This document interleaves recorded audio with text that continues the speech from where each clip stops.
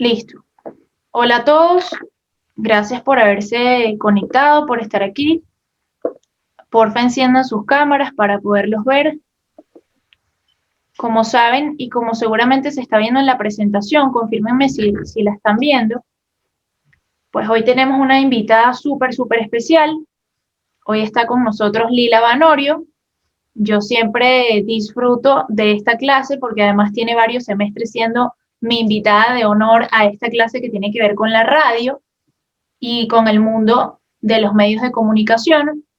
Obviamente no es lo mismo que yo les dé la clase siendo su profe, además nos conocemos desde que inició el semestre, a que tengan la oportunidad de conversar con una persona que lo ejerce todos los días, que está todos los días dentro de una cabina de radio, que no solamente ha participado y participa de ese detrás de escena llamado producción, de lo que se hace en una cabina de radio y en este medio de comunicación que para mí es el preferido y es tan especial, sino que además está frente a los micrófonos. Lila no solamente es productora, sino que también es locutora, tiene su espacio en este programa que es Zona Éxitos por Circuito Éxitos en Unión Radio, y ustedes pueden sintonizar su programa y pueden escucharla todos los días. Y además hoy va a estar con nosotros conversando, hablando un poco de este medio de comunicación, de cuál ha sido su experiencia, de por qué la radio y no la televisión, o de repente por qué la radio y no la prensa escrita, por qué incursionar en este mundo. Y por supuesto, ustedes van a poder aprovechar la oportunidad al final del conversatorio de hacerle las preguntas que quieran. Lila está con nosotros, yo quiero darle la bienvenida. Sé que ustedes tienen los micrófonos muteados, pero estoy segurísima de que atrás de las cámaras los vamos a ver dándole un gran aplauso. Y por supuesto, agradecerle su tiempo para estar con nosotros el día de hoy. Lila, bienvenida. Un placer tenerte aquí otra vez. Gracias a ti, Andrea. De verdad que estas invitaciones que me has hecho en los últimos semestres de tu curso para mí han sido un gusto tremendo, porque he tenido la oportunidad no solo de hablar de algo que a mí me encanta, una de mis pasiones, que es la radio, sino conocer a jóvenes profesionales que se están formando y que en un mañana van a estar con nosotros trabajando en esas cabinas, ¿no? Antes de compartir con ustedes una presentación, que es la que con la que suelo hablarles de lo que es producción en radio, me permito contarles cómo llegué yo a la radio, porque ese no era quizás mi plan. Yo me imaginaba trabajando más que todo en prensa escrita. Yo escogí la mención periodismo. Entiendo que ahora uno puede customizar y hacer prácticamente a la medida su mención, escogiendo materias de unas y otras, cosa que me parece fabuloso, porque una de las cosas que a mí me pasó cuando me gradué con mención prensa escrita era que yo no me sentía en la capacidad de trabajar en medios audiovisuales, como por ejemplo la radio, y tampoco en la televisión. Yo había visto radio, había visto televisión, pero no era una cosa demasiado, o sea, yo no me sentía capacitada para hacerlo, ¿no? Un amigo trabajaba en el programa de César Miguel Rondón, no sé bueno, seguramente lo escucharon en algún momento en la vida, y él tenía que separarse del cargo para bueno, asumir otros compromisos laborales, y me recomendó a mí. Y yo le dije, pero tú estás loca si yo no sé hacer radio. No, pero ve a la entrevista, yo estoy segura que a ti te va a ir bien, yo estoy convencida de que eso es para ti. Y yo tenía mis dudas, y voy a la entrevista casi que yo dándole una oportunidad a la radio. Yo llegué diciendo, mira, pero es que yo no sé si a mí esto me gusta, yo no sé hacer radio. Y fue mágico, a mí hacer radio me enamoró. El primer día que yo entré en esa prueba que yo le estaba dando a la radio más que ellos me estaban dando a mí, yo me enamoré de la radio. Además, tuve el honor y el privilegio de arrancar como productora de un maestro como es César Miguel Rondón, y fui su productora durante 8 años. Y cuando se hizo una reestructuración en el programa de César para darle un poquito más de flexibilidad e incorporar a nuevos talentos, fui parte de los talentos que se incorporaron junto a Adriana Núñez Rabascal y a Luis Carlos Díaz. Entonces no solo aprendí a hacer radio, y cuando me refiero a hacer radio, me refiero a producir radio, porque la gente suele tener la impresión de que hacer radio es solo estar en el micrófono y ser la voz de la radio, pero en verdad hacer radio, la radio la hacen los productores, ¿no? Entonces hice radio con César, y después César me acompañó a estar delante de los micrófonos, y todavía recuerdo los primeros días y me sigue pasando, yo me pongo nerviosa cuando tengo que hacer una entrevista al aire, a veces me quedo pegado, me doy cuenta de mis muletillas y me da como, respiro así como acelerado. Está viendo, ¿no? Que a todos los pasa, a todos, hasta la dura de Lila, que ha estado años en esto, fíjense que también está hablando hasta de sus muletillas. Y en ese momento recuerdo que César me agarraba la mano, me decía, respira, traga, y yo tuve de verdad el honor y el privilegio de que ese fuese mi inicio en un medio que para mí es el mejor de todos. Entonces, no sé si puedo compartirles yo la pantalla. Sí, ya te voy, aquí te estoy haciendo co-host y ya vas a poder. Exacto. Avísame si. Ok, ya que ahorita no veo dónde ya está. Puedes. Your screen, acá abajo. Ok. Vamos a poner esta, déjame ponerla en grande.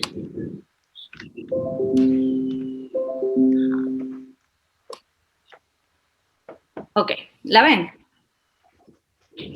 Todavía no, a ver. Bueno. ¿Ustedes sí la ven? Yo todavía no la veo. Okay. Aquí pregunta Rixángel, ¿las preguntas se hacen al final? Sí, Rixángel, al final. Patricia dice, Lila, ¿qué edad tenías cuando comenzaste a hacer radio? Uy, era jovencita, tenía 19 años.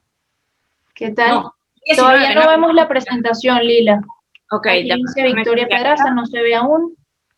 Probablemente, no, mentira, no tenía 19, falso, miento. 19 tenía cuando estaba haciendo mis pasantías en el Nacional, porque yo estaba trabajando originalmente en prensa escrita. A ver, ¿y esto por qué no? En la web de El Nacional. A ver, ahora sí. Ahora sí. Ahí está. Ok, triunfando. Ahora sí. Okay.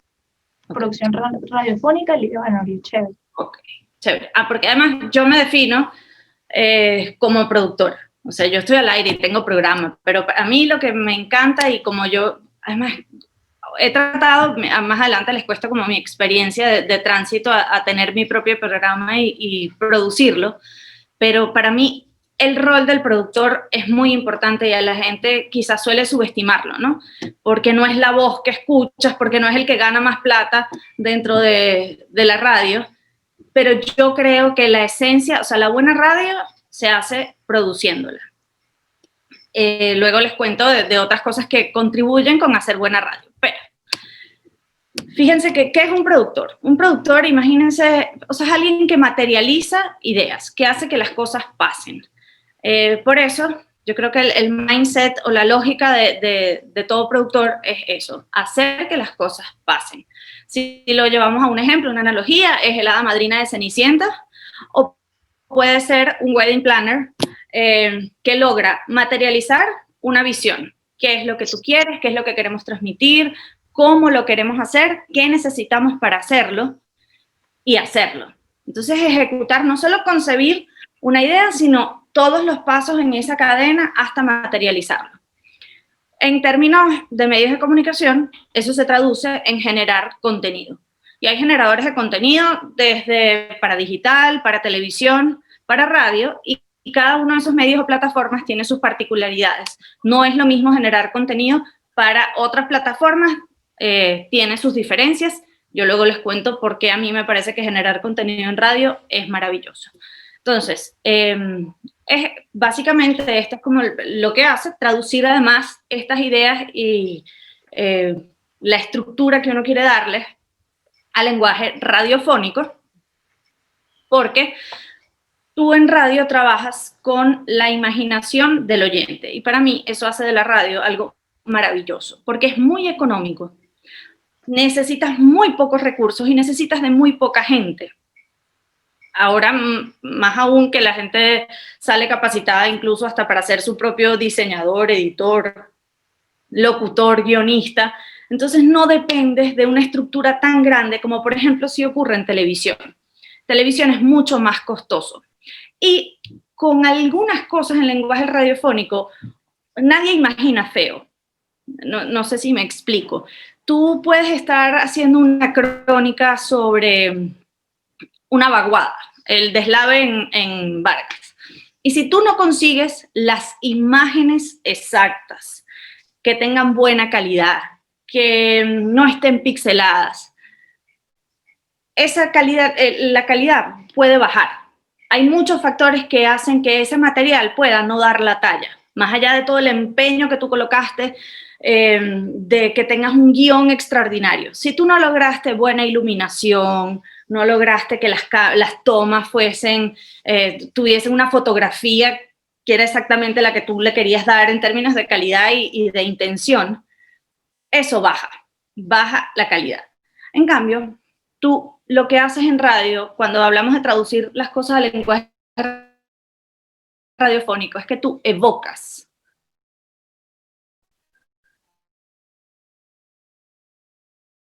Cuando tú evocas imágenes, entonces con algunos sonidos sutiles, jugando con el volumen, el fade, algunos efectos, logras evocar y recrear eso en tu oyente.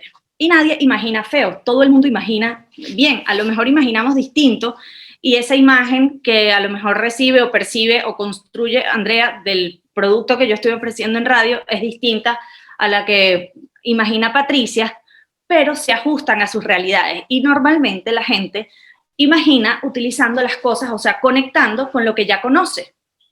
Entonces, eso llega a ser mucho más cercano para el oyente que mi imaginación, mi construcción de imagen, ¿no?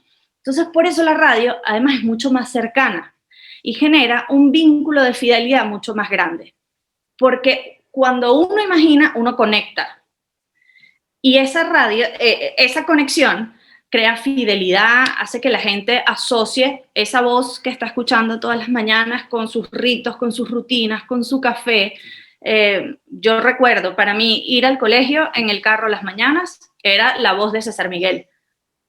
Y bueno, y después de despertarme en las madrugadas muchísimos años también, pero eso pasa, uno crea hábito con la radio, porque además la radio tiene una cosa maravillosa, y es que no requiere tu atención completa. Tú puedes estar cocinando, ordenando un closet, metiendo ropa en la lavadora y escuchas radio y tú la estás parando.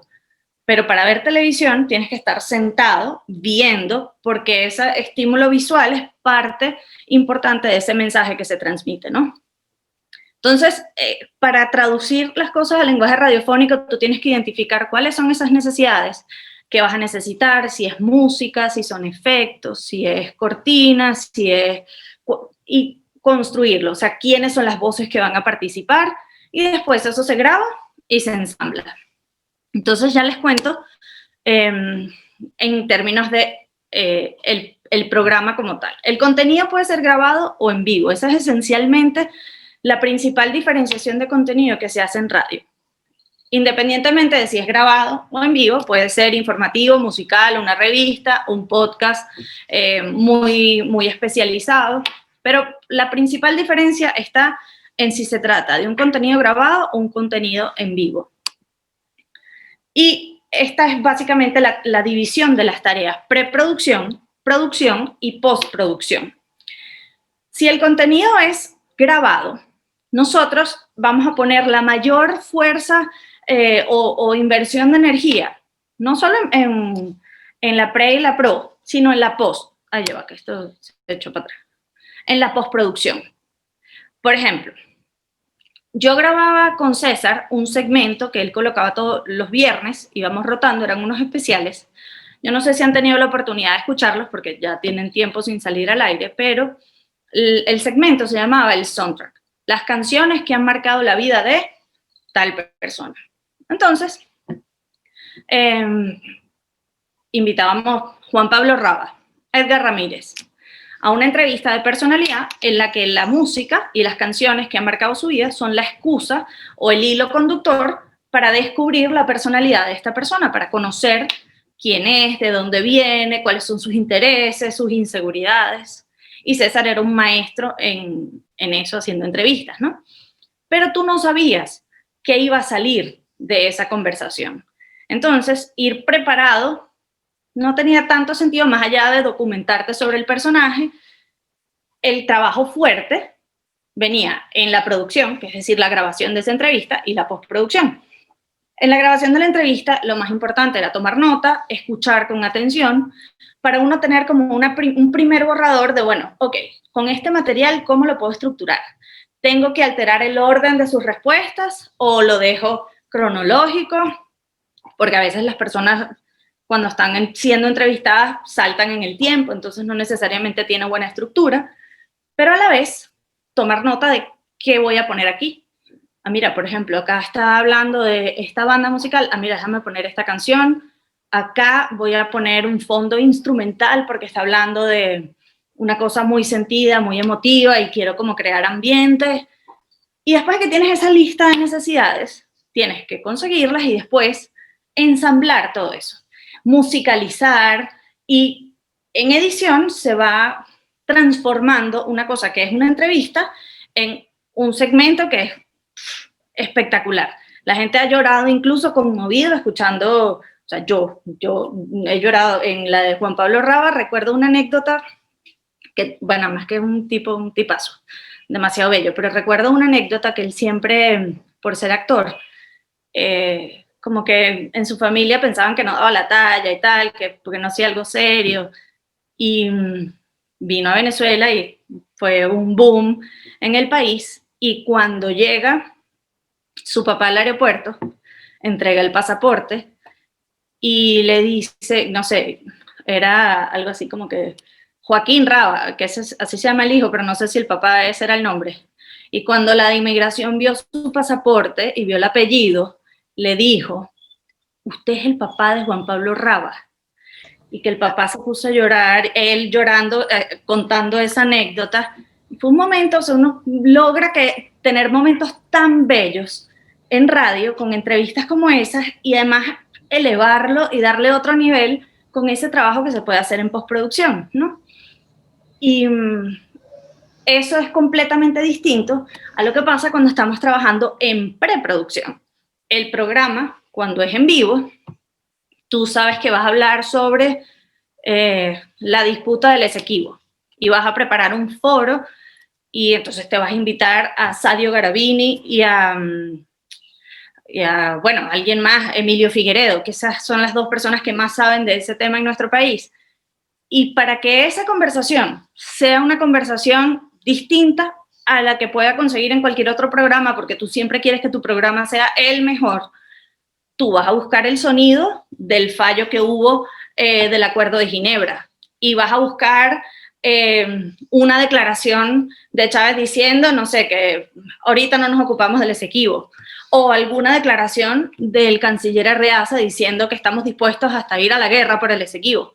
Porque todos esos elementos, si bien tú no sabes si va a ser oportuno usarlos o no, porque eso depende de cómo vaya esa conversación en vivo, si tú no hiciste el trabajo de investigarlo previo, de saber qué era relevante para ese tema, te vas a perder la oportunidad de colocarlo si en efecto se necesita. Entonces, ese trabajo de preproducción es también anticipar un poco todo lo que yo puedo necesitar, porque cuando el programa es en vivo, este proceso llega hasta pre y pro. Lo que salió, salió, y no hay chance de corregirlo o de enmendarlo. Entonces, si tú vas a hacer una entrevista por el nuevo concierto o yo qué sé, Desorden Público tiene una nueva canción y los vas a entrevistar para promocionar el video y la canción, es imperdonable que tú no tengas codificado y descargado el video, la canción y 2 o 3 grandes éxitos de Desorden Público, porque si no, tienes una conversa que no... ¿Cómo no vas a poner la canción nueva que están lanzando, no? Entonces, ese es el trabajo de preproducción. Anticiparte lo que vas a necesitar, porque en vivo lo que salió, salió. A ver. Otra de las cosas que a mí me parece muy importante en radio es que uno tiene que diferenciar su programa y su emisora de otra. La radio es un medio muy grande, muy amplio, hay cantidad de emisoras, cantidad de diales, pero por lo general uno escoge la emisora con la que uno se identifica. Y para que uno pueda identificarse, esas emisoras y programas suelen tener como personalidad.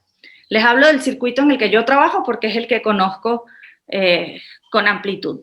El circuito Unión Radio tiene varias radios, varios circuitos asociados. Está La Mega, está Onda, está Unión Radio, que es la radio de noticias, está Éxitos y está Play Top. Cada una de ellas es completamente distinta. No es lo mismo La Mega, que es una emisora juvenil, a Circuito Éxitos o a la de noticias, o incluso Pleito, que está centrado en farándula y deportes, ¿no? Entonces, cada una de esas emisoras con sus personalidades están cuidadosamente diseñadas para apuntar a un público en específico. Y esas son las maravillas de la radio, en términos, además, para los que les interesa la publicidad, en términos de comercialización, que tú puedes crear una radio que vaya directamente a quien tú le quieres llegar. Y a la hora de anunciar o colocar publicidad, eso es muy importante, porque tú no quieres desperdiciar recursos anunciando en una radio que le va a llegar al público que no es el que va a comprar tu producto. Entonces, así puedes asociar las personas que de verdad, cuál es el perfil de tu consumidor con cuál es el perfil de esa radio, y puedes hacer un match muchísimo mejor. Pero eso se logra pensando, y para darle identidad tiene que haber también coherencia.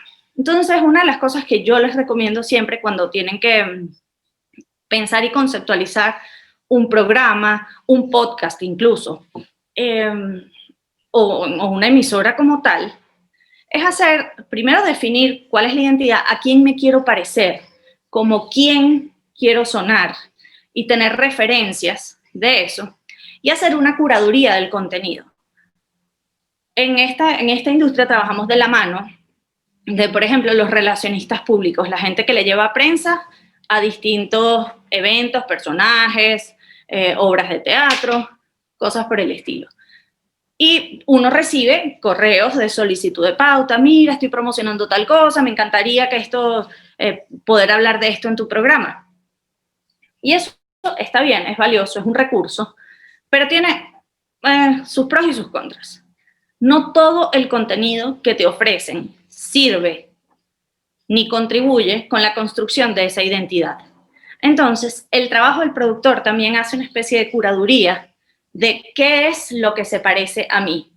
Y si lo que se parece a mí no está, lo invento. Es decir, yo no me tengo que limitar a que, mira, de lo que solo se están haciendo obras de teatro virtuales. Pero si eso no va con mi público, sino que mi público, mi programa o mi emisora es una emisora de ciencia, eso no le interesa, bueno, pues yo voy a buscar qué se está haciendo en términos de ciencia en otros países. Entonces busco un foco un poco más regional, más global. No tenemos que limitarnos a lo que nos llega, porque si no, nuestro trabajo es básicamente de ser recepcionistas de, ay, mira, recibí este correo, agenda tal día la entrevista y listo. No, nosotros tenemos que hacer con mucho esmero unos programas que no nos desvíen de nuestra identidad, porque además es difícil diferenciarse, que tu programa no sea igualito al otro. Para nosotros es un reto, porque tenemos el programa de Román Losinski en la mañana y a veces de 1 a 3 de la tarde decimos, Berro, vamos a hablar de tal cosa. No, ya lo habló Román, cónchole. Y eso a alguien podría no importarle, pero uno no quiere sonar repetido. Uno quiere que su programa sea especial, sea diferente a los demás, ¿no? Eso no solo se logra con las entrevistas y el enfoque que uno le da, sino que también se logra con otras cosas, que es el empaque del que ya les voy a comentar, ¿no? A ver, no, me regreso aquí. El empaque es también la identidad de tus identificaciones, cómo suenan, si es música rock, si es música clásica, quién es el locutor, quién presenta, quién hace la presentación, la despedida de los programas, las secciones, que son también un elemento que para mí es maravilloso para diferenciar esos programas. Tú puedes explotar a lo mejor el conductor del programa, por ejemplo, en el caso de César Miguel, o incluso en el de Román, es melómano. Y nada, le encanta la música. César tiene una colección de películas increíbles y tiene una colección de discos y un iPod que es, bueno, un Spotify ahora que es envidiable. Y teniendo eso, uno como productor puede inventar secciones como esa que les acabo de comentar, la de el soundtrack. Eso empezó así, partiendo de, bueno, ¿qué podemos hacer que sea distinto, que sea solo nuestro, que no lo tenga más nadie, que nos diferencie y que además aproveche un entrevistado que le hablan de, un entrevistador, perdón, que un entrevistado le hable de yo qué sé, Eddie Palmieri y sepa quién es Eddie Palmieri, cuál es su primer disco y cuál fue su trayectoria musical, ¿no? Pero si tu conductor a lo mejor sabe mucho de deportes, tú podrías inventar una sección de entrevistas con el deporte o cosas relacionadas a eso. En el programa de Román, porque yo además de trabajar con César, fui productora del programa de Román Losinski cuando era en la tarde de 4 a 6. O sea, yo estaba de 6 a 9 de la mañana con César y de 4 a 6 de la tarde con Román. Hay varias secciones que yo creé específicamente por ese problema de cómo hacemos de esto un programa distinto cuando ya son las 6 de la tarde. Mi primer sueldo, ¿no? Sí, entre eso mi primer sueldo, pero ya son las 6 de la tarde y tenemos toda una parrilla de programación antes. Tenemos el reto de no hablar de lo mismo, ¿no? Claro, también tienes la ventaja de que si algo pasaba a mediodía, eras tú el que tenías como la primera oportunidad de abordar el tema. Pero inventamos varias secciones que incluso nos ayudaron a sortear limitaciones de censura en la radio, porque existe censura, en estos tiempos que corren no se puede hablar de todo. Y bueno, eso es otro debate, pero esa es la realidad. Y uno tiene que seguir sacando programa al aire. ¿Y cómo hacemos para hablar de las cosas sin que estemos directamente hablando de ciertas cosas, ¿no? Entonces pensamos, para hablar de economía, hablar de mi primer sueldo. En lugar de decir que la plata hoy en día no alcanza, hicimos el ejercicio de, y antes sí. Entonces inventamos una sección para que nuestro entrevistado nos hablara de su primer sueldo. ¿En qué año fue? ¿Cuánto fue? ¿Haciendo qué? Y qué hizo con ese primer sueldo. Y entonces empezamos a tener grandes figuras que te decían que recién graduado de la universidad o como pasante, pudo entrar a trabajar en una firma de abogados y con eso dio la inicial de su carro. Entonces no estábamos hablando de inflación, no estábamos hablando de pérdida del poder adquisitivo, pero todos ustedes automáticamente dicen, ni de vaina, yo puedo dar la inicial de un carro con mi sueldo. O sea, eso es inimaginable. Y no hace falta que uno lo diga, pero ya automáticamente todo el mundo hace esa comparación. Entonces, ¿qué es hacer ese ejercicio que yo les comentaba antes, de sugerir? Y a veces en tiempos de censura no tiene que... Y yo creo que, ojo, más allá de que sea por censura, yo creo que aquí se levanta toda la censura y podemos hablar de lo que sea. Y esa es una sección que a mí me parece que es maravillosa, porque además es una anécdota que la gente recuerda con cariño. Aquí antes había como la tradición de que ese primer cheque o primer sueldo uno se lo entregaba a su mamá, que era como una especie, era un momento simbólico de decir, bueno, te estoy en cierto modo, mi primer sueldo va para ti porque tú me has dado todo en la vida y yo lo retribuyo de esa manera. Y bueno, eso te permite hablar de muchas cosas y conocer además a la persona que estás entrevistando. También en ese momento inventé una sección que se llamaba arrobas de culto. Twitter estaba empezandito. Y entonces decidimos invitar a gente que tuviese o manejara cuentas de Twitter que eran importantes seguir dependiendo de, o sea, que eran de culto independientemente del tema que abordaran, ¿no? Entonces, si tú, para los aficionados de a películas, al cine o a la televisión, está tal cuenta, entrevistábamos a la persona, hablábamos del tema, y era como una especie de sección para recomendar redes sociales o usuarios de redes sociales en específico para tal tema. Entonces, un arroba de cultos en términos de paternidad, y invitábamos a la persona. O incluso esta gente de Culturizando. Otra semana has podido tener a alguien hablando incluso de propias redes, entonces tenías a Luis Carlos. Y eso arrancaba, porque no era solo una entrevista, para poder diferenciarlo de las demás, en efecto era una conversación, pero nosotros arrancábamos como con una presentación editada muy dinámica, en la que decía usuario, y entonces Román completaba arroba y el nombre del usuario, seguidores, tanto, seguidos, tanto, cuenta verificada, cosas como elementos o datos para darle a eso una presentación y que no fuese Bueno, hoy vamos a hablar con @LuisCarlos. Entonces, todos esos elementos son chiquiticos, igualito era una conversación, pero todo eso le da como empaque, lo engloba y te permite presentar un producto como mucho más terminado que va a aportar a eso de la identidad. El programa de Román es un programa dinámico, informativo, fresco y además muy cercano. Entonces, por eso esos empaques iban dirigidos así. Otra sección que inventamos, que la verdad el programa no las usa mucho, cosa que a mí me da dolor, ¿dónde estabas cuándo? Y nosotros solemos recordar momentos que marcaron nuestra vida. ¿Dónde estábamos? ¿Dónde estabas cuando se cayeron las Torres Gemelas? A lo mejor ustedes no habían nacido, pero ¿dónde estábamos? Yo recuerdo dónde estaba cuando se murió Lady Di, cuando se murió Chávez, cuando se murió Cerati. Y por lo general son momentos que te marcan. Entonces la idea era hablar de por qué recordamos dónde estábamos, es decir, qué de trascendente tuvo ese momento, y tener experiencias de las personas que nos contaran. Mira, ¿dónde estabas tú?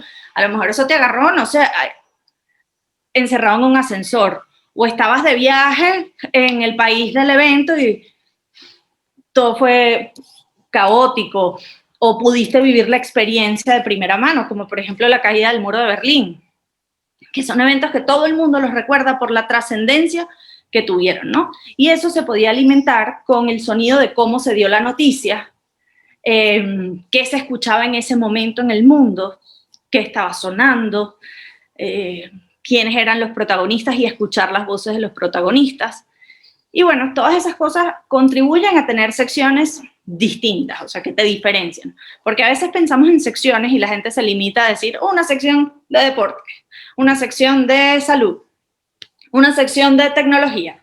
Y se puede ser muchísimo más creativo que sencillamente hacer secciones según el tema, ¿no? Creo que hay muchas más cosas que aportar en términos de contenido y de desarrollo de ideas que eso, pues. Entonces, recursos para poder producir y generar contenido. Lo primero es planificarse y tener agenda propia. Nunca está de más. Si tú sabes que tienes una sección de salud todos los días, porque les cuento, yo odiaba la sección de salud de César. De lunes a jueves siempre había salud y yo decía, ay, qué fastidio que hoy vamos a hablar de las hemorroides. Por amor a Dios, ¿a quién le interesan las hemorroides? Bueno, les cuento que era la sección favorita de la audiencia. Tú podías quitar cualquier cosa en el programa, pero faltaba el médico y eso era un acabose. Sonaba el teléfono, escribían por Twitter. Tanto así que Adriana y yo, que detestábamos la sección de salud, tenemos una sección de salud todos los días. Entonces, bueno, sigo hablando de hemorroides solo porque a la gente le encanta, pero hablando de este tema en específico, es muy útil planificarse y hacer como una especie de agenda propia. Por ejemplo, si yo sé que tengo mi sección de salud todos los días y es el Día Internacional de la Lucha contra las Hemorroides, pues lo más apropiado será que el Día Internacional, que yo sé que es tal día de febrero, yo para ese día tenga a un coloproctólogo para hablar de ese tema. Así como lo es importante hablar tener a un infectólogo especialista en VIH para hablar el Día Mundial de la lucha contra el VIH. Porque con esas cosas tú te puedes anticipar y tener planificado con antelación que vas a tener tal día. Y estructurar tu programa, porque hay cosas, si depende de la dinámica noticiosa o informativa, puedes estar siempre como muy sobre la ola de lo que pasa, ¿no? Pero siempre tener una agenda propia te va a permitir ser tu dueño y no estar más bien sometido a esa ola que te arrastra, te revuelca y a lo mejor termina todo el mundo montado allí y todo el mundo hablando de lo mismo. Si tú tienes agenda propia, mira, para nosotros en el programa es muy importante hablar el rol de liderazgo de la mujer en las sociedades latinoamericanas. Entonces, no importa que la gente esté hablando de la consulta popular en este momento. Bueno, en todo caso, en diciembre. Chévere, eso es un tema, ya ha sido tocado en todo, pero nosotros queremos hablar de las diferencias de liderazgo femenino y masculino. Porque en Latinoamérica hay más resistencia a mujeres incursionando en la política. ¿Cuáles son las barreras que tienen para ser candidatos? ¿Por qué les resulta más difícil conseguir financiamiento? ¿Estamos preparados para más líderes femeninos en América Latina? Eso es tener agenda propia. Es decir, este tema es importante y yo lo quiero tocar, más allá de la agenda que te impone las circunstancias. Otra cosa es la colaboratividad. Hacer alianzas con otros medios que generen contenido que para ti resulte útil.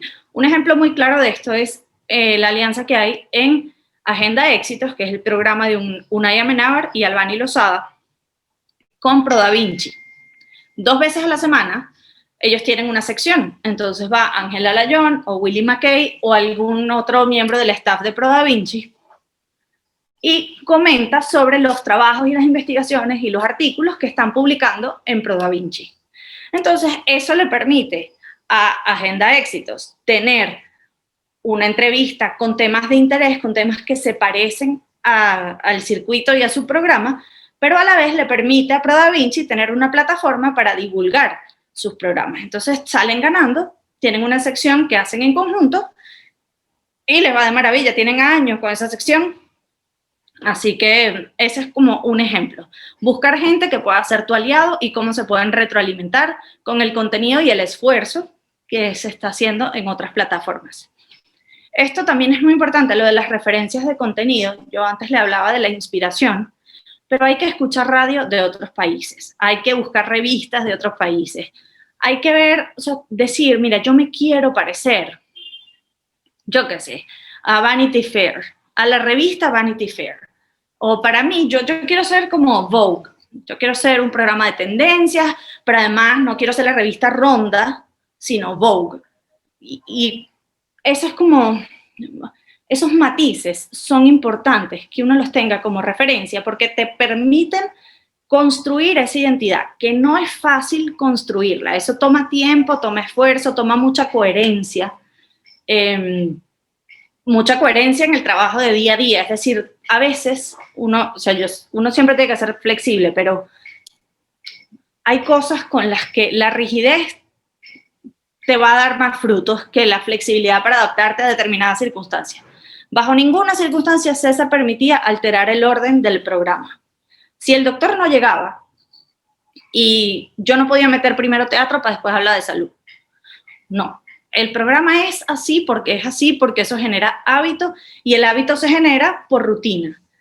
Una cosa tan sencilla como esa que yo al principio como productora no entendía y decía, pero ¿por qué intransigente? O sea, el señor no ha llegado, está atascado en una cola, no, el otro está aquí, no lo puedo meter. Para mí eso era una cosa que yo no entendía ese nivel de intransigencia. Hasta que entendí que eso es lo que genera hábito y que cuando tú le haces un cambio así a tu oyente, puede hasta confundirse. Yo sabía que yo iba tarde a la universidad cuando escuchaba internacionales en el carro.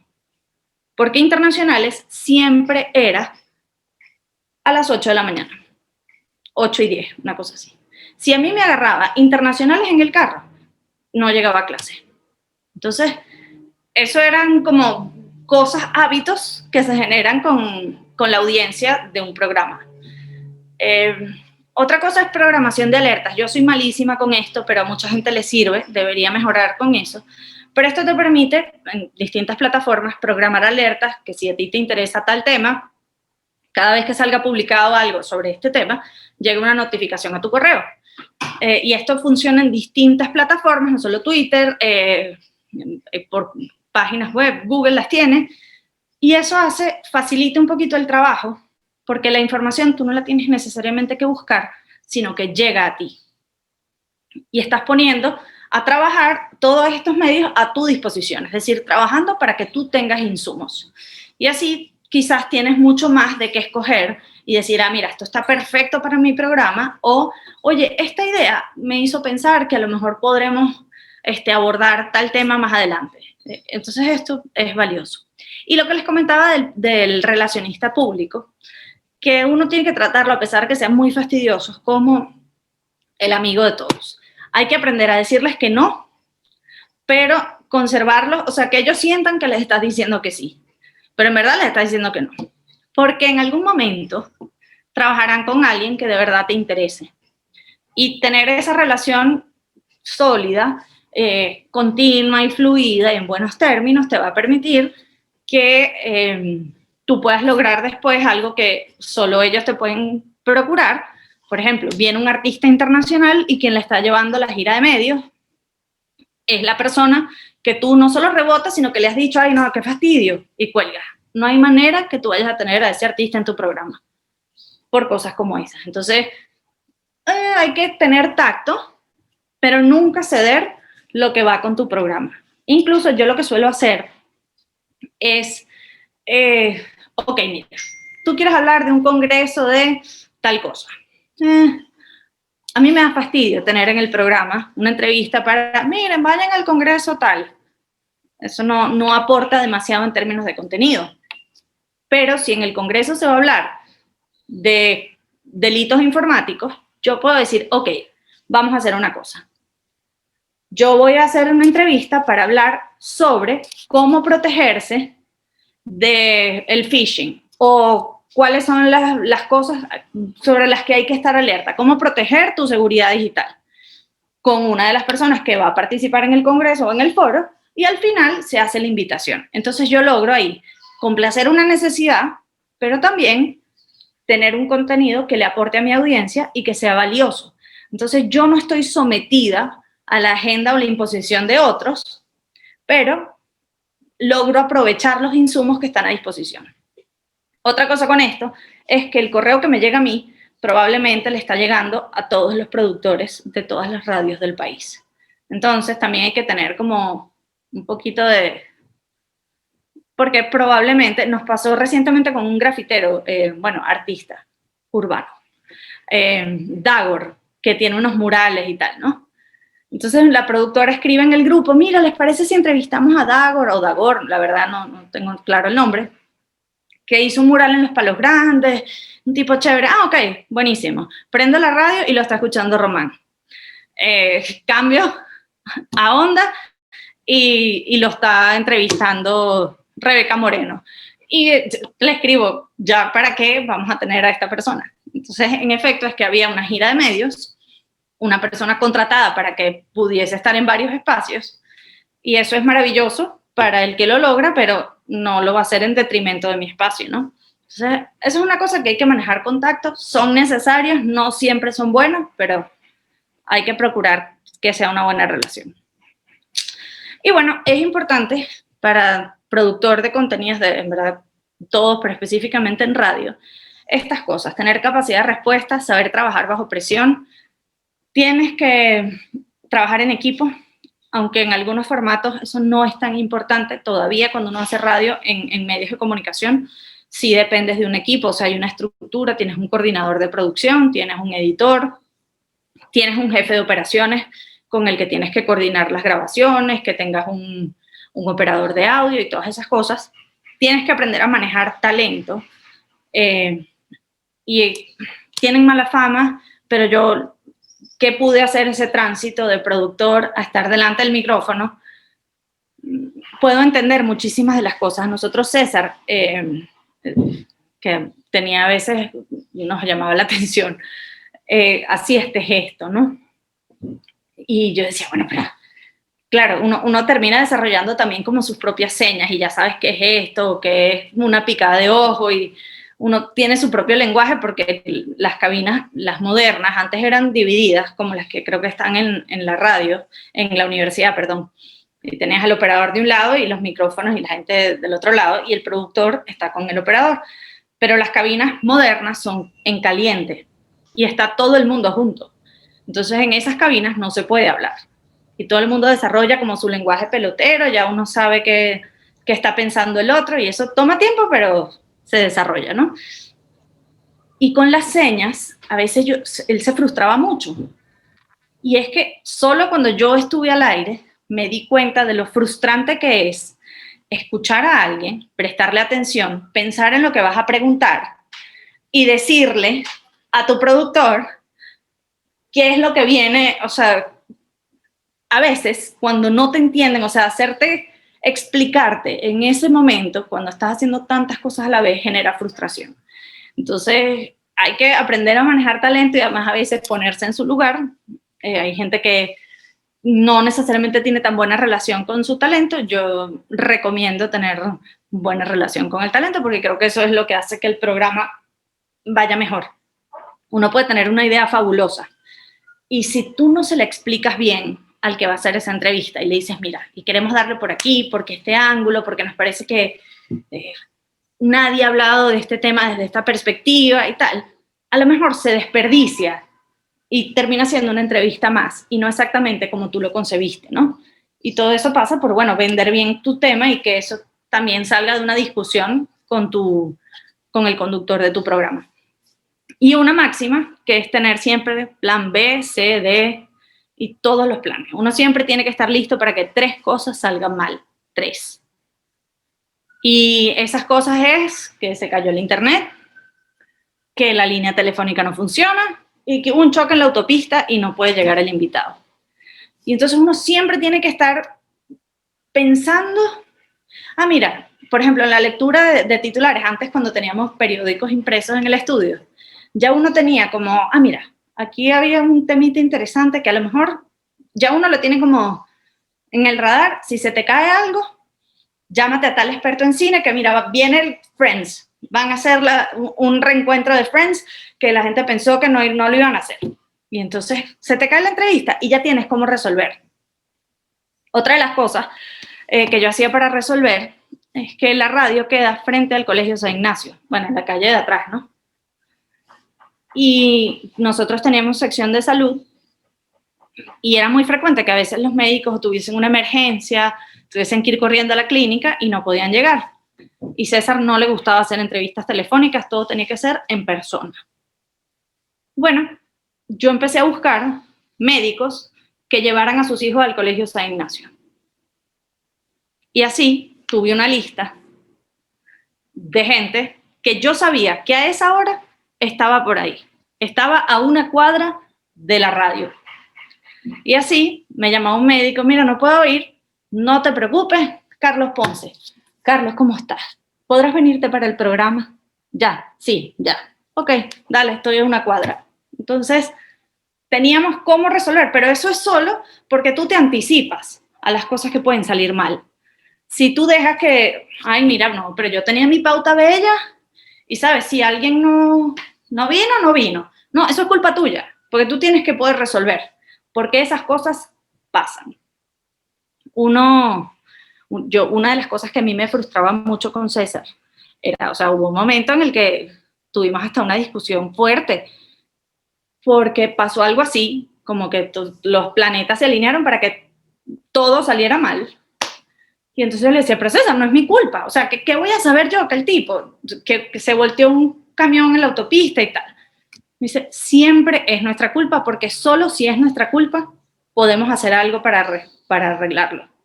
Nosotros no podemos, las cosas que no dependen de nosotros no las podemos arreglar, así que todo depende de nosotros, porque nosotros todo lo podemos solucionar. Y bueno, pero así aprendí y me busqué mi lista de backups, que me funcionó también para otros temas, pero bueno, el más común era el de salud. Y bueno, esto que les muestro acá es como una plantilla, un ejemplo de lo que era el programa de César. Yo creo que no hay programa tan estructurado en la radio como el programa de César, ¿no? Y estaba todo, César era un tipo de hábitos muy, muy rutinario y la gente podía pensar que era muy rígido con eso. Pero bueno, es un tema de personalidad y yo creo que eso es parte del éxito que tuvo su programa. Todo era milimétrico, o sea, ese programa empezaba a las 6:05 de la mañana. Ni un minuto más, ni un minuto menos. Y estaba todo, ya sabíamos exactamente cuánto duraba la presentación, aproximadamente cuánto nos demorábamos en la lectura, cuánto tiempo se nos iba en publicidad. Y nosotros en el programa de César eran por lo menos 9 entrevistados diarios. Entonces yo todos los días, yo podía anticipar y pautar a los médicos con anticipación. Bueno, ya tengo esta semana pautada y la semana que viene pautada. Pero había otras cosas, como por ejemplo estas 3 entrevistas, Telefónico 1, Telefónico 2 y Telefónico 3, que salían de las lecturas de prensa. Entonces esas eran entrevistas que César y nosotros decidíamos en el momento. Y cuando les digo en el momento, estoy hablando de 6:30 de la mañana. Entonces a esa hora nos tocaba llamar a gente para entrevistarla sobre lo que habíamos leído en la lectura de titulares. Y en algún momento, bueno, nos pasaron cosas insólitas, llamando a gente a esa hora a su casa, pero por lo general la gente sabía que era para el programa de César y nos decía que sí. Pero yo llegué a llamar a un señor que estaba maleteado. O sea, llamé a su casa y todo, y la señora pues, me empezó a gritar, habrá pensado, no sé, otra cosa. Y después el señor se disculpó, que disculpa, por favor, si puedes, no llámame a este número porque no estoy en un buen momento con mi mujer. Y esas cosas, bueno, pasan también. Pero bueno, es una formación además creo que para la vida, porque el que sabe producir, sabe resolver. Y eso me parece que es maravilloso, no solo en radio, sino en todos los aspectos en los que uno se vaya a terminar desenvolviendo profesionalmente. Pero bueno, me gustaría saber si tienen algunas preguntas que les intriga de hacer radio, porque bueno, creo que no todo el mundo va a terminar haciendo radio, pero denle una oportunidad porque es maravilloso, es baratísima. Se puede hacer mucho con muy pocos recursos y ahora está este boom extraordinario. Yo creo que nosotros no tenemos el hábito de podcast como tan instalado en el grueso del país, pero yo creo que eso viene y ahí hay oportunidad para todos.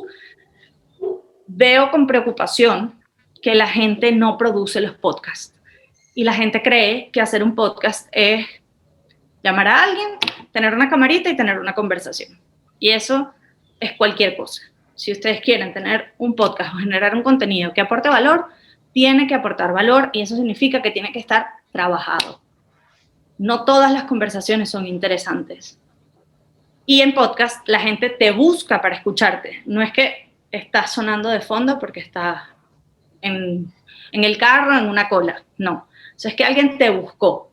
Y si yo busco y lo que veo es a alguien hablando sin nada que lo nutra, sin un sonido que ejemplifique, en los casos en los que son videos, sin animación, edición, diseño gráfico, a mí me parece que eso es sumamente básico, ¿no?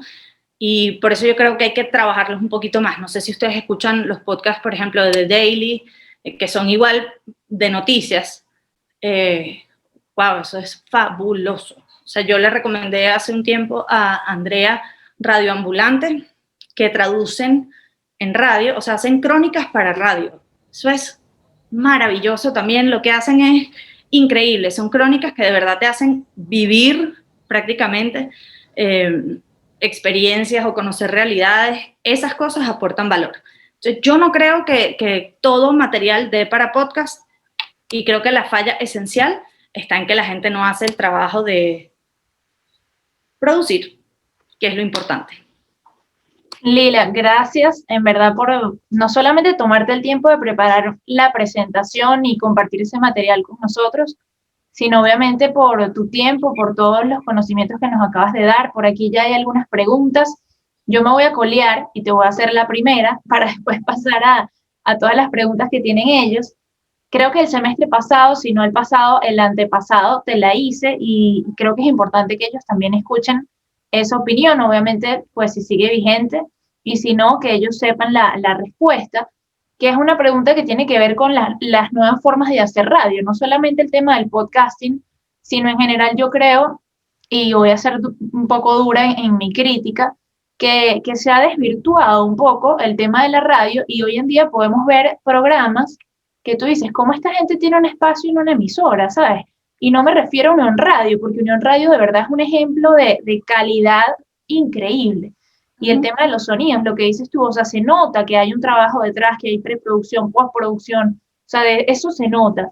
Pero también uno puede encontrar emisoras y puedes ir pasando el dial y ver de repente a una gente que está súper relajada diciendo, no, porque tipo que, o sea, como que tal, hablando mal, o de repente un programa que se dedica únicamente a decirte, mira, hay cola o no hay cola, y a poner música y ya, y entonces el tema el embellecer el lenguaje a través de la comunicación oral, a través de la oratoria, ¿sabes? Ese tema se ha perdido un poco. Entonces, ¿qué opinas tú al respecto?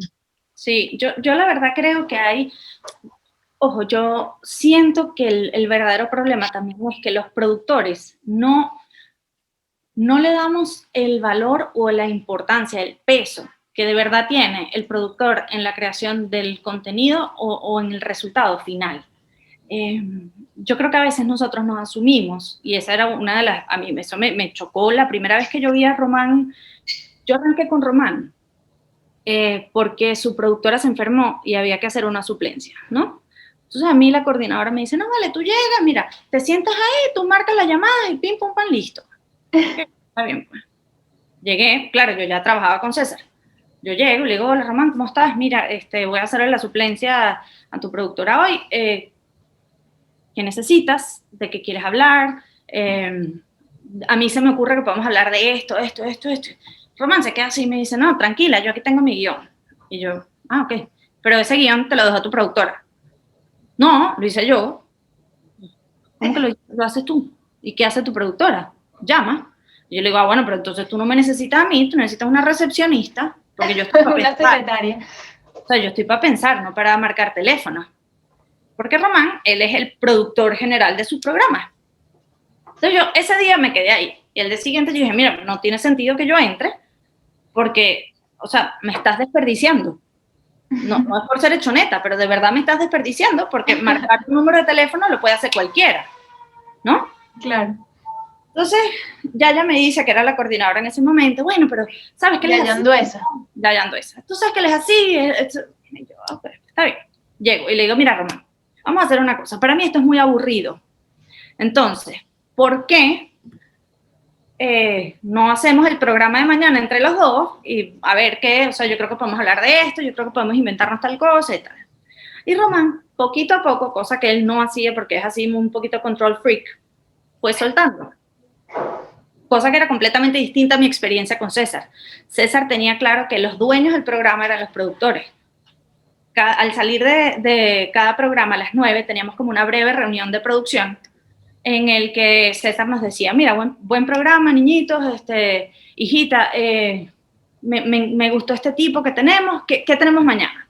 Y yo tenía que tener en la cabeza, después de sacar el programa al aire, que eso era una corredera y marca aquí y lleva para allá y despide al invitado y todo eso, tenía que sentarme con César y decirle, ok, mira, para el foro yo creo que tenía que tener 3 temas de foro pensados, por si acaso César decía, no, este no me parece, este sí, tal, y cuando después me decía, este sí, ¿y con quién te lo imaginas? Y yo tener, bueno, yo creo que puede ser con esta persona, o sea, esa era una dinámica en la que yo tenía muchísima libertad, y César le llegaba la pauta todas las noches a las 7 de la noche. A veces, en muy esporádicas ocasiones, me decía, te volviste loca, ¿qué es esto? Pero en líneas generales, los productores armábamos esa pauta. Ese programa tenía mucha libertad para producción. Obviamente, César siempre estuvo involucrado. En el caso de Román era completamente distinto, porque él como que no había tenido una buena liga con sus productores anteriores, y conmigo logró ir soltando, y nosotros hicimos un equipo fabuloso. Yo de verdad disfruté mucho trabajar con Román, con todo y que eran estilos completamente distintos. Pero ahora no sé por qué les estaba hablando de esto de producción. No, ¿tengo el micrófono encendido? Sí, aquí está. No, pero la pregunta que te había hecho, que creo que querías dar un ejemplo sobre Román, porque empezaste hablando de... La gente como que no valora el trabajo del productor, pero además nosotros mismos, como productores, no nos adueñamos de los programas y nos conformamos con que nuestro trabajo sea marcar números de teléfono y ya. Entonces, si tú eres un productor que estás conforme con marcar números de teléfono y ya, probablemente allá no vaya a haber generación de contenido. Y si no hay generación de contenido, ¿sabes? Es gente hablando para llenar la hora. Y eso no, eso se traduce en radio que no es buena, ¿no? Entonces creo que parte por uno, por saber que uno como productor, es verdad, son los que menos ganas en la radio. Pero bueno, eso te permite hacer otras cosas y no es un trabajo que puedes combinar con otro. Pero yo creo que parte de cómo nosotros concebimos el trabajo del productor, que de verdad es el que hace radio. Todos los demás están como para completar ese engranaje, pero todo está aquí. Se tiene que pensar, se tiene que inventar, lo que no existe se crea. Y ese es el trabajo del productor, crear. Entonces creo que por eso es que se ha desvirtuado y vemos podcast sin producción y vemos radio sin producción. Y eso termina siendo contenido de mala calidad. Entonces yo creo que pasa por eso. Tal cual, gracias. La edad. Sí, también. No, mentira. Mira, aquí tenemos a Patricia que tiene la mano levantada. Patricia, si quieres hacer tu pregunta en voz alta y ahora voy a comenzar con las preguntas del chat. Pati. Hola, buen día. Gracias. Primero que nada, ¿me escuchan? Sí, te Sí. escucho. Ok. Bueno, mil gracias, de verdad. Yo desde el principio del semestre estoy fastidiando a la profesora diciéndole que a mí me encantaría hacer radio en algún momento, así que estoy encantada absolutamente con la ponencia. Y bueno, yo tengo como unas 5 preguntas, entonces me avisan si hacemos una por el momento y luego de que mis compañeros... No, si quieres haz las 5 y yo te las contesto brevemente, como tweets. Chévere. Ok, la primera sería... no, de hecho son 4. ¿Cómo mantenerse a la vanguardia y no morir en el intento? Porque en lo personal me cuesta mucho ahorita que tenemos todo este bombardeo de información. No solamente hablo de mantener a la vanguardia el programa, que también es muy importante, pero uno como persona y como productor, en todo caso, mantenerse a la vanguardia de todo lo que está sucediendo para poder traducir eso en el resultado del programa. La otra sería cuánto tiempo puede permanecer vigente una sección. Me imagino que eso es algo que varía, pero de todos modos me gustaría tener una idea.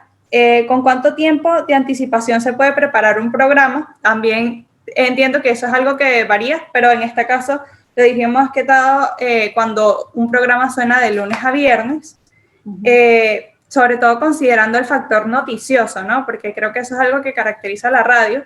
Siempre se quiere tener este efecto primicia, que la gente sorprenda, porque es algo que engancha, pero además me llamó muchísimo la atención lo que comentas acerca de, más allá de las circunstancias, de la agenda que te pueden imponer las circunstancias, uno tiene que tener una agenda propia para no dejarse influenciar del todo por lo que está sucediendo. Eso me encantó, muchísimas gracias.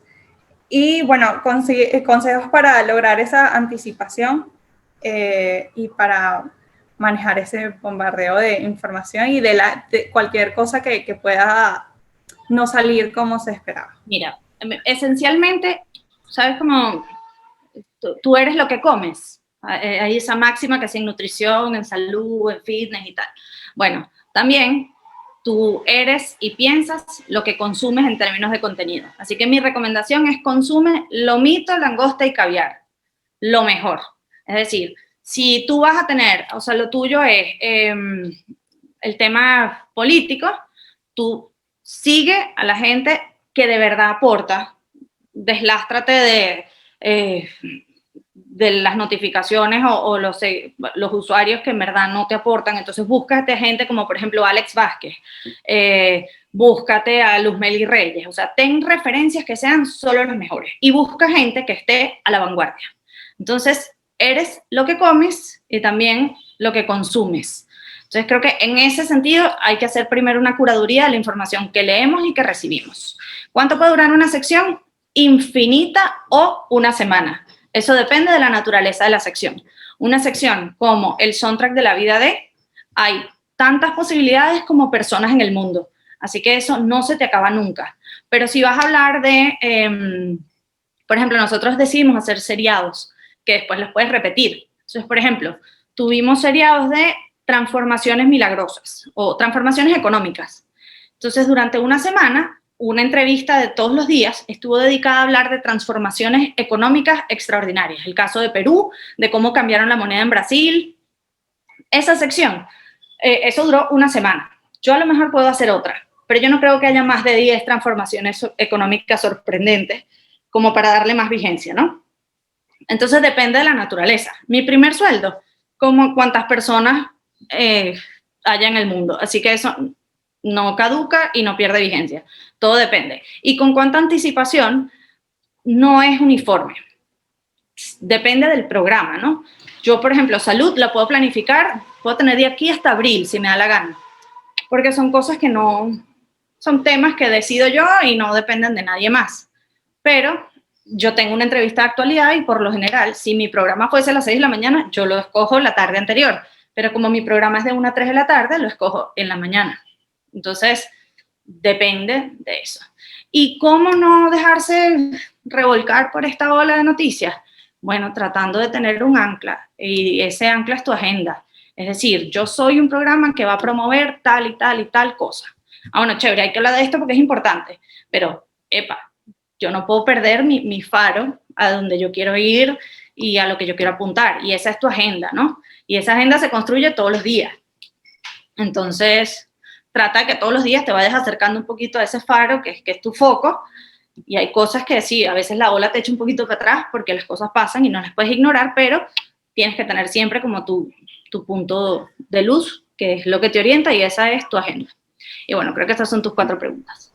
Sí, no, todo excelente, de verdad. Muchísimas gracias por la oportunidad. Chévere, a ti. Buenísimo, Patricia. A mí me encantó también esa reflexión que hiciste, que es un poco lo urgente después de lo importante, ¿no? O sea, priorizar lo importante y tener esa agenda propia, además el tema de la proactividad, no ir a donde te lleve el viento, sino tú llevar las riendas. Me gustó mucho. Aquí Rix Ángel nos pregunta, ¿te costó aprender a tener siempre un plan B, C, D, etcétera? Sí. Bueno, me costó los primeros fracasos. Afortunadamente yo no estaba sola en mi equipo de producción. La primera vez que un médico, un entrevistado me embarcó, yo sentía que me iba a morir. Pero bueno, nada, ¿qué te toca resolver? Y entonces en el momento en el que a veces cuesta porque la gente no se cree capaz de resolver. Y a mí me sorprende que yo llegué a hacerlo con una naturalidad extraordinaria. O sea, yo ya ni me alarmaba. Yo ya decía, bueno, dale, pues, mira, llámate a tal persona. Y a lo mejor si veías el reloj que ya va a entrar el foro y tú todavía no tienes entrevistado y tal. Pero de alguna manera resolvíamos, ¿no? Entonces, creo que es el hábito que te hace resolver cada vez con más facilidad. Uno se entrena en todo. Uno se entrena para tener ideas brillantes también. ¿Sabes? No todos los días, uno cree que no todos los días puede tener ideas brillantes y decir, no, vale, sí, esto es un foro, esto es un enfoque novedoso.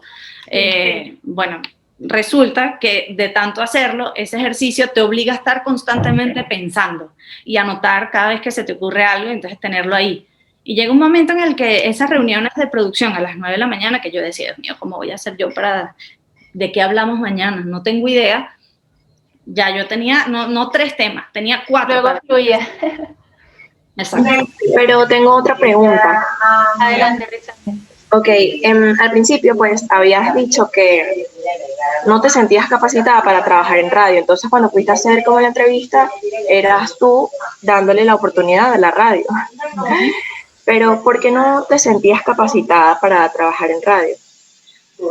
Bueno, porque nunca lo había hecho y porque, o sea, muérete, yo no tenía claro en qué consistía, de qué iba, o sea, no sabía ni siquiera si me iba a gustar.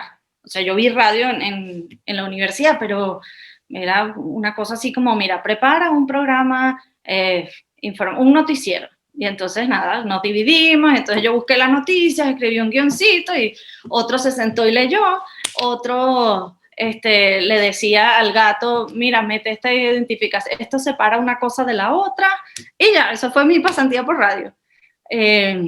Yo no pensaba en términos de radio, no sabía exactamente qué necesitaban de mí, o sea, qué tenía que hacer yo. Y de hecho, el primer día que yo entré a un programa de César lo que me dijo, siéntate aquí, hijita. Y yo, ok, me senté en una sillita y yo pasé todo el programa sentada viendo. Eso fue lo que hice. Yo, bueno, pues yo puedo con esto. Pero yo no sabía de qué era, qué iba, en efecto, cómo era esa dinámica de hacer radio. Claro, te preguntaba, era porque quería saber si no te gustaba como la parte de oral, como hablar, porque anteriormente pues hacías cosas más escritas, ¿no?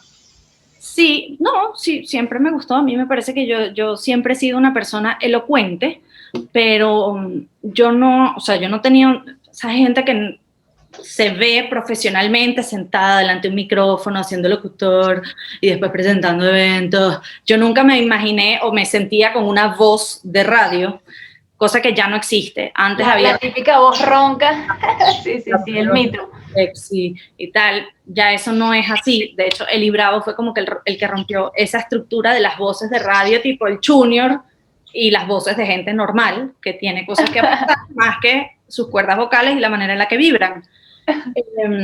Y además, yo soy de una de las pocas excepciones que hay. No es muy común, sobre todo en una radio como Éxitos, que alguien pase de productor a estar delante de un micrófono.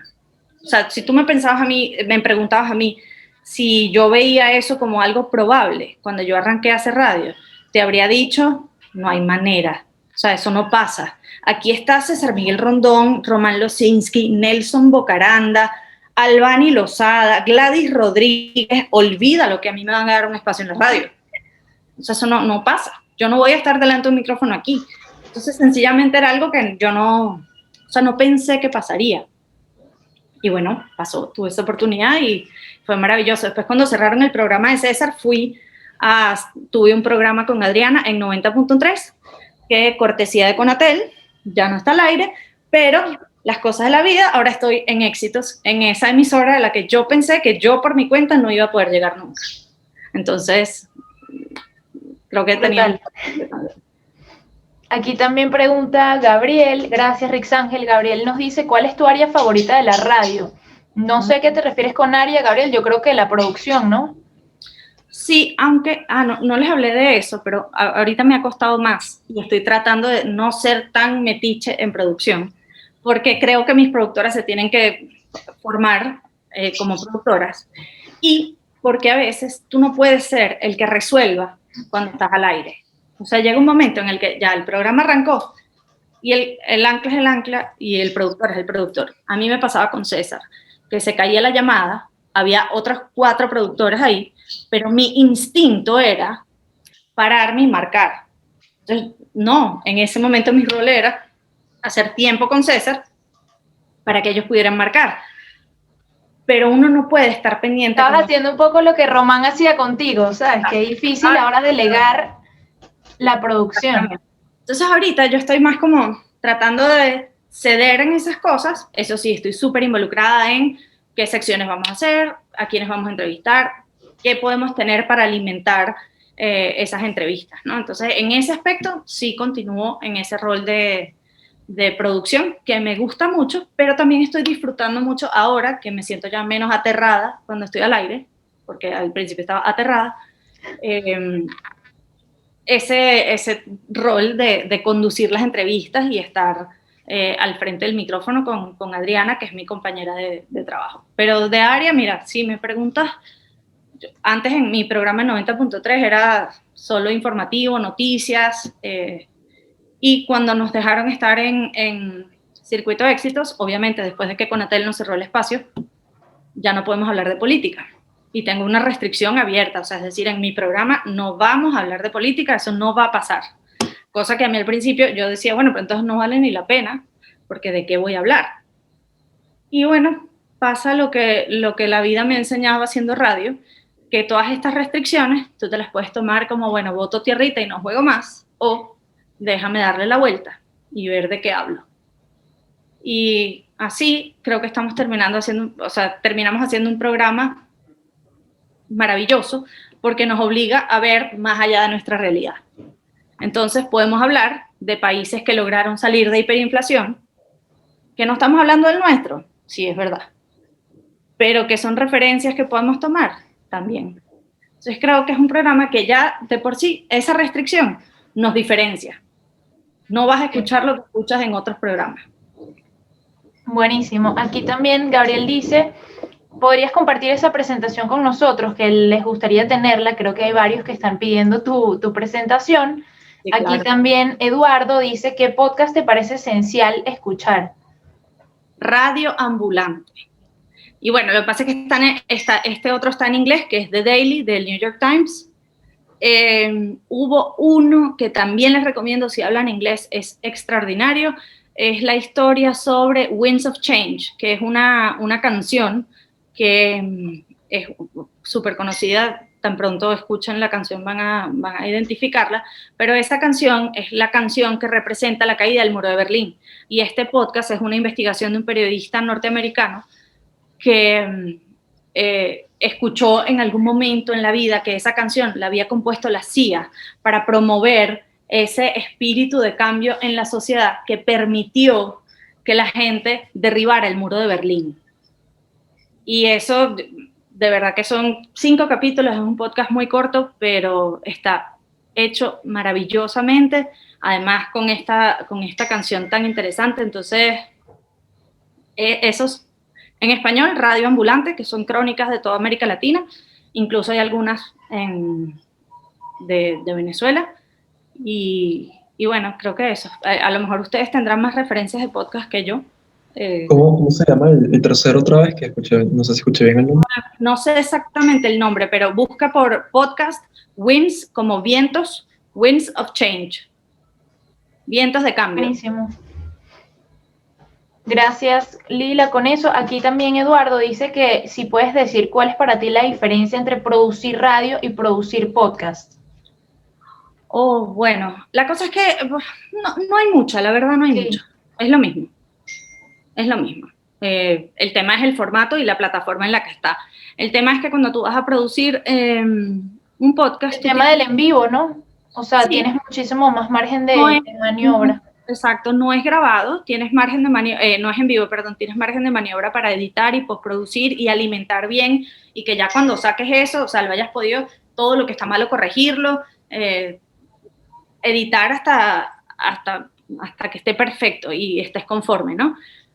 Sí creo que hay que definir bien el público, o sea, ¿quién te va a buscar?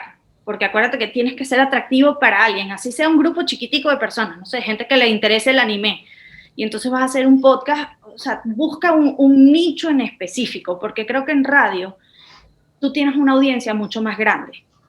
Con todo y que en radio puedes segmentar mucho, como programas dedicados 100% a cosas económicas, pero aquí tienes un nicho muy específico, entonces creo que lo más importante es definir qué eres, qué tipo de contenido vas a ofrecer y a quién. Buenísimo. Aquí dice también, aquí arriba había otra pregunta. A ver, Eduardo, Gustavo. Aquí abajo. Vamos a ver.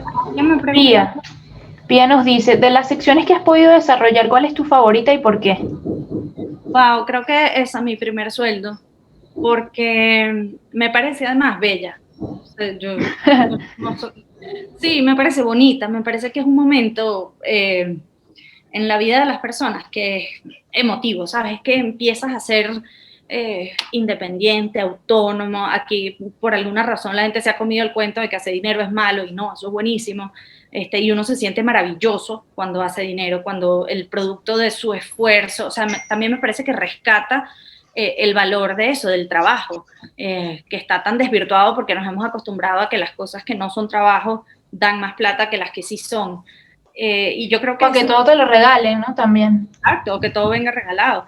Yo creo que habla del mérito, del esfuerzo, del dinero. También nos permite hacer un contraste de lo que uno quiere, ¿no? Este era el país en el que los hijos de los carpinteros y las conserjes se convirtieron en médicos, en abogados, en ingenieros. Y ahora es el país en el que los hijos de los ingenieros, los médicos y los abogados son permuteros. Entonces, yo creo que rescata y aporta, además de lo bonito de esa anécdota que la gente suele recordar con cariño, porque a mí me parece que en la evolución de una persona, ser autónomo, ganar plata por tus propios medios, es un momento maravilloso. Entonces creo que esa es una de las secciones más...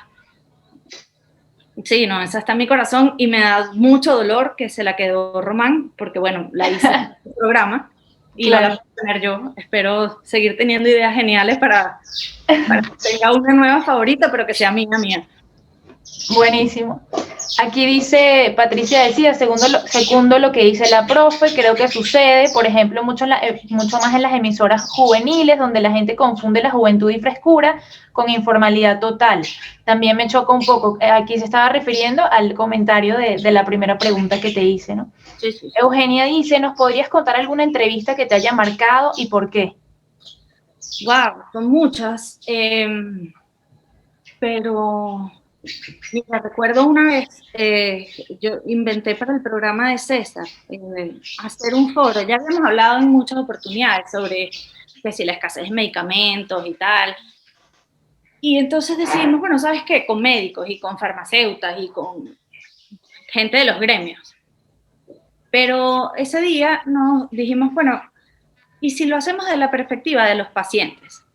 Entonces nos conseguimos a una doctora internista, Maritza Durán, para que pudiera traducir lo que estos pacientes estaban contando, y llevamos a una persona con un síndrome de hipertensión pulmonar, una paciente con cáncer de mama, a un hemofílico y al padre de una niñita, un niñito que necesitaba un trasplante renal. Y bueno, creo que fue una de las entrevistas, primero más duras, todos terminamos llorando, o sea, yo salí a buscar papel en el baño para repartirlo dentro del estudio, porque nunca antes a veces hablamos de las cosas como de manera muy fría, ¿no? Porque estamos acostumbrados, estamos leyendo titulares, estamos acostumbrados a las cifras, pero en ese momento tuvimos la oportunidad de que eso no fuesen cifras, sino testimonios, y eso nos llegaba, o sea, ¿sabes? Escuchar a alguien decir, yo lo que quiero es vivir, y siento que me están negando esa posibilidad. Para nosotros eso era, creo que nos sacudió a todos. Esa entrevista de Juan Pablo Raba, de las mejores. Algunas con Jorge Roy, que también me parece que es una persona brillante, para hablar de empresa, para hablar de trabajo, de productividad, Sí, he tenido varias, bueno, además de la posibilidad de entrevistar a personajes, pues yo, no fui yo, pero yo coordiné esa entrevista cuando César entrevistó a Vargas Llosa, o a Plinio Apuleyo Mendoza, a la de Eddie Palmieri.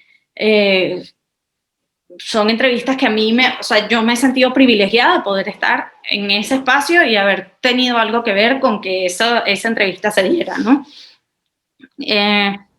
Sí. Buenísimo. Básicamente, y otra de las cosas que no les dije, y por lo general se lo digo a las clases de Andrea, es que muchas veces, y creo que hay una pregunta más adelante que tiene que ver con eso, muchas veces uno cree que uno no le va a llegar a tal persona, ¿no? En términos de, bueno, ¿y cómo contacto yo a este tipo? O sea, ¿sabes? Me están pidiendo Michelle Obama o sea, si son... Entonces, bueno, Moira hace que sí, que se llega, que por lo general esa gente que uno cree que es inalcanzable tiene sus oficinas de prensa, donde hay un número de contacto, donde uno manda un correíto, donde te contestan y te dicen, bueno, ay, mira, sí, hay oportunidad en la agenda, o no, mira, en esta oportunidad no estamos hablando de esto, pero te mantenemos en nuestra base de datos. Ustedes no saben, mi Twitter, yo la verdad que soy poco tuitera, pero mi Twitter, si ustedes revisan mi timeline hace años, está lleno de, hola, ¿qué tal? Es Lila Vanorio, productora de @Circuito de Éxitos en Caracas, Venezuela. Me gustaría conversar con usted para una entrevista, podemos hablar por DM. Y eso era miles. Sol. Así. Qué risa. Y en muchos casos no me contestaron, pero en otros sí. Y entonces logré tener entrevistas que yo pensé que jamás que alguien me decía, bueno, búscate al representante, búscate al embajador tal. Y yo, y lo conseguí. Entonces... cosas así que uno a lo mejor se achanta pensando que no lo vas a lograr, que cómo llego yo a tener ese contacto. Y hay muchas más oportunidades, pues también estamos acostumbrados que aquí uno no puede tener un representante oficial porque todo es un protocolo y solo va con los medios que son amigos y no los amigos, y aquí no se publican datos y no hay información. Bueno, en el mundo hay información, se publican datos y hay gente encargada, oficinas de prensa y cómo ponerse en contacto. Entonces... nada, creo que solo hay que atreverse y vencer el principal miedo, que es la traba de que uno no puede. Sí, uno mismo, Ujú. tal cual. Aquí también preguntan si te dedicas únicamente a la radio. Yo no sé si todavía estás en IBC, Lila, creo que no, Sí, sí. pero también Lo que tú, sí, ok, Sí, pero mi programa no se ve acá, se ve solo en la señal internacional, ya. por razones que ya todos Si quieres, cuéntales un poco también de esa experiencia que tiene más que ver con televisión. Sí, yo empecé a trabajar en IBC cuando el programa de César empezó a hacerse también en televisión, el programa que se llama En Conexión. Yo era la productora de ese programa y, y bueno, para mí fue una experiencia, o sea, si ustedes creen que yo dije que yo no sabía hacer radio y que no me sentía capacitada, ok, no sabía nada. Para lo que de verdad no me sentía capacitada era para hacer televisión. No, eso para mí fue un shock tremendo, porque es mucho más difícil hacer televisión y mucho menos rico hacer televisión, porque se te va mucho tiempo en no solo buscar, o sea, tienes que buscar la imagen tiene que tener derechos, o sea, cumplir con los derechos de autor, es decir, que tiene que venir de una agencia, pero de las agencias con las que el canal ya ha contratado, porque si no, te tumban el material y hay un proceso legal de derecho de autor que es de otro planeta. Todas las entrevistas, a juro, en ese momento tenían que ser en persona. La dinámica de edición de televisión mucho más fastidiosa que la de edición de radio. Hay gente que le encanta hacer televisión y no le gusta hacer radio. No es mi caso, pero dejé de producir ese programa porque nos propusieron un proyecto, Adriana y a mí, que se llamaba Zoom Político. Y entonces en ese caso, además de hacer los guiones, yo estaba al frente de Adriana con el programa. También hice los noticieros del canal, que eso era nada, como el noticiero normal, sentadita, dando mis noticias con prompter. Eso estuvo muy chévere, eso me encantó. Pero de verdad lo que más disfruto es el programa Zoom, porque mi rol es más el rol de hacer entrevistas, pero yo me frustro mucho, porque a veces, ¿sabes? El video que tenemos no es exactamente el que teníamos que tener. No sé, yo siento esas como mermas de calidad mucho más de lo que las siento en radio. Buenísimo. Aquí también nos dicen, aquí Victoria pregunta si se puede considerar un factor fundamental el tema de la anticipación en la radio y si en algún momento la entrevista puede salirse del guión, ser un poco más improvisada, más espontánea según lo que vaya surgiendo. Sí, claro. Es que de hecho, uno tiene que hacer su guión. O sea, yo hago el guión no para las entrevistas, yo hago el guión para las cosas que no son entrevistas. En las entrevistas uno tiene como puntos de los que quiere hablar y que quiere incorporar a la conversación. Pero el secreto de entrevistar, y esto parece una tontería, pero hay que ver que es difícil, es escuchar. Entonces, ciertamente eso no significa ignorar. Yo se los ponía a ellos en mayúscula en una de las láminas cuando hablamos en la entrevista. Pero uno cree que es una tontería, pero no, o sea, es lo más importante. Porque uno no puede hacer pregunta y respuesta mecánica, así que yo te pregunté tal cosa, me respondiste, ok, la próxima pregunta es esta. No, pero te estoy diciendo una cosa importantísima. O sea, tú no puedes dejar esto. A lo mejor esto lo tomas para incluir o incorporar algún otro tema que tú quieras. O tienes que repreguntar y decirle, pero ¿de dónde saca usted esas cifras? Y usted tiene pruebas de lo que está denunciando. Es importantísimo escuchar. Por eso no existe guión para una entrevista. Existen cosas que yo quiero preguntar. Y uno tiene que ver, según la conversación y cómo se desarrolla, en qué momento es oportuno y apropiado incorporar tal tema, incorporar este otro. Es más, necesitas escuchar porque a veces la persona se puede hasta contradecir en su propia entrevista. Y tú, pero, o sea, usted hace 2 minutos dijo esto. ¿Cómo es posible que nos esté diciendo esto ahora? ¿No? Entonces, la entrevista es sin guión.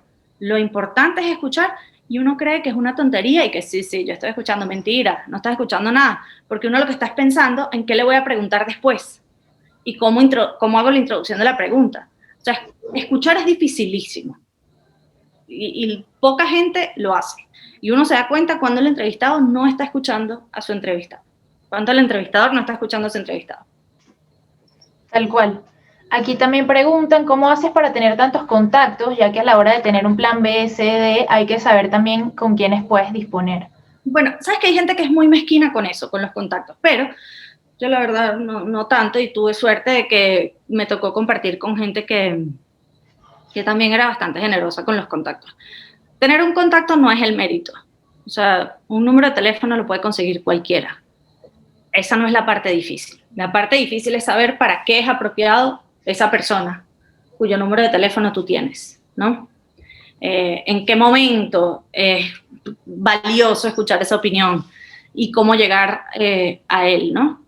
Eso se va haciendo, eso toma tiempo. Uno tiene una agenda y eso, lo peor que le puede pasar a un productor es perder su agenda de contactos.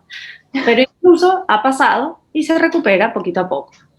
Lo importante es guardarlo todo y siempre pedir referencias. Yo tengo como mis 3 personas o 4, incluso 5, en áreas distintas que son a los que yo le tengo respeto y confianza y son como a los que yo acudo.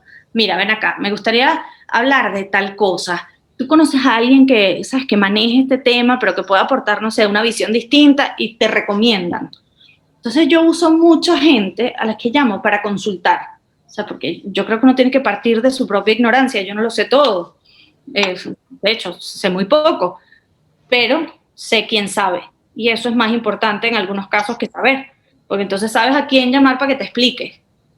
Y sabes a quién llamar para que te recomiende a alguien más. Y eso se va construyendo poco a poco. Yo no tengo una agenda, creo que hay gente que tiene mejor agenda que yo.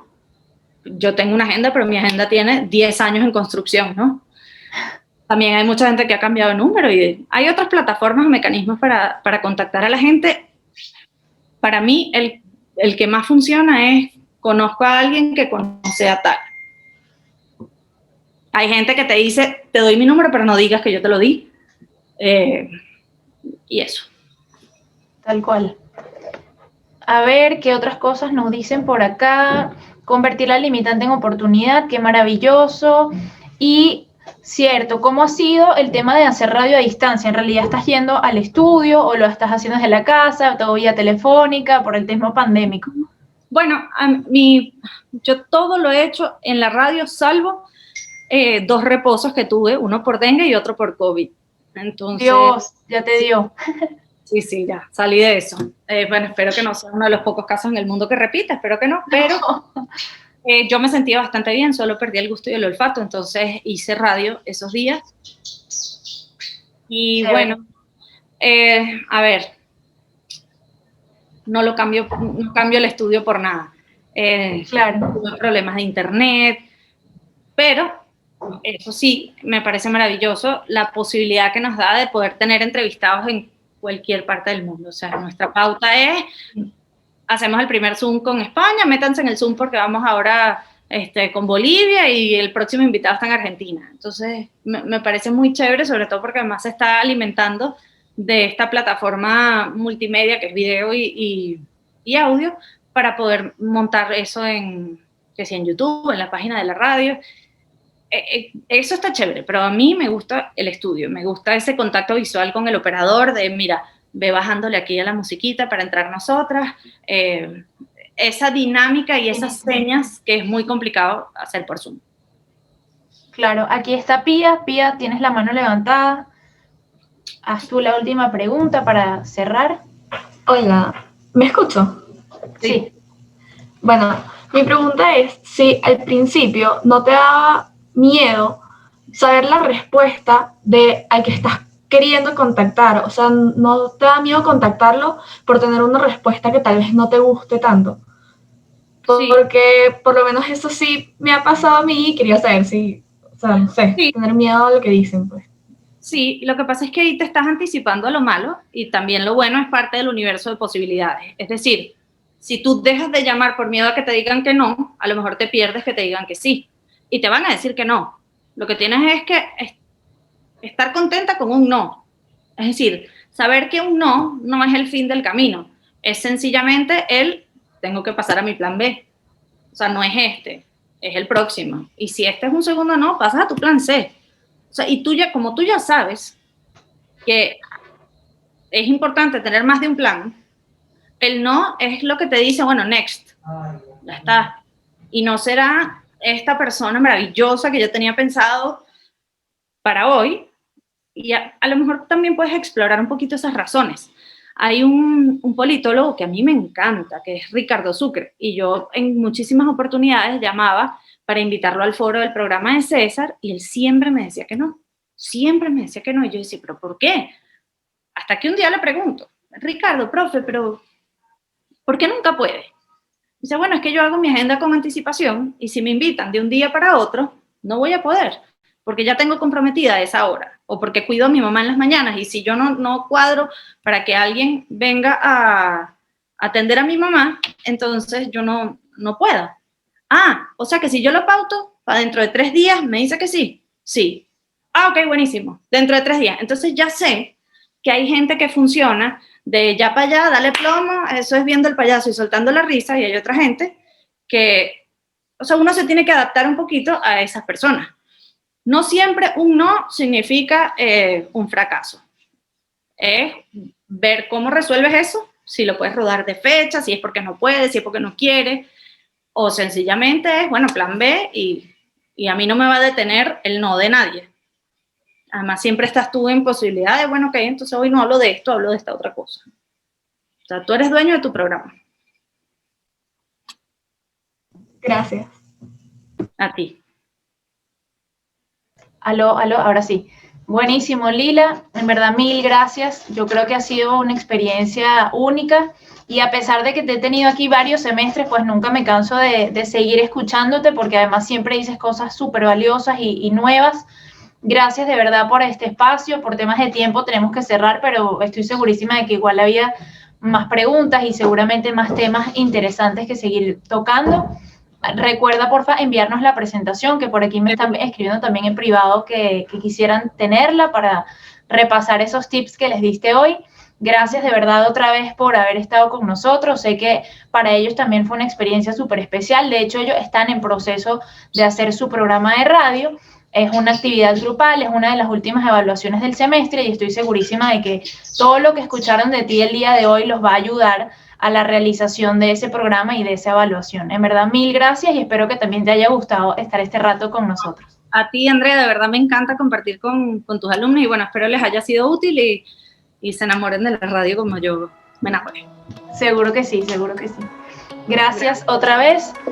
Nos vamos a ir despidiendo y desconectando. Vamos a ver si hay más comentarios. Aquí ponen sumamente agradecida. Por aquí también me enviaron en privado brutal. Muchas gracias por el día de hoy. Muchas gracias. Un placer escucharla. Gracias, me encantó. Gracias. Buenísimo. Nos seguimos viendo, Lila. Mil gracias. Un beso, Andrea, que estés muy bien, y chao a todos. Igual, un abrazo.